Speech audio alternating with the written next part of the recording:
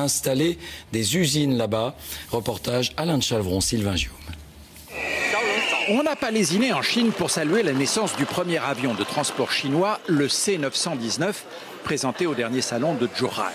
Il n'existe qu'en maquette grandeur nature ou en image virtuelle, premier vol prévu pour 2014, mais il se pose déjà en concurrent direct des Airbus A320 ou Boeing 737. Les Chinois espèrent en vendre 2000 et clament l'avoir conçu tout seul. Jusqu'à présent, il n'y a pas eu de transfert de technologie. Mais vous en voudriez ?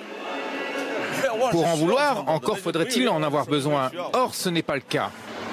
N'empêche qu'on ne peut pas s'empêcher de penser qu'en s'associant avec les Chinois dans cette usine de Tianjin, près de Pékin, Airbus s'est peut-être tiré une balle dans le pied.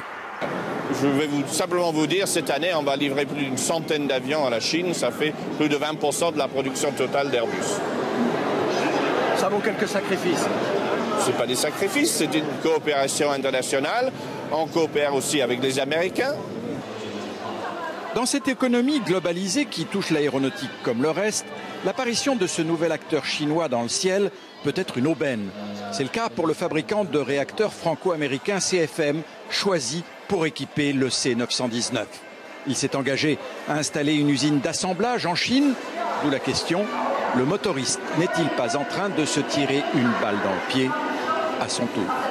Les Chinois seront à terme, il est difficile de dire quand, dans 20 ans, dans 25 ans, des concurrents. Mais si vous voulez, il faut que nous continuions à progresser pour rester devant sur le plan technologique. C'est à ce prix uniquement que nous pourrons résister, si vous voulez, in fine.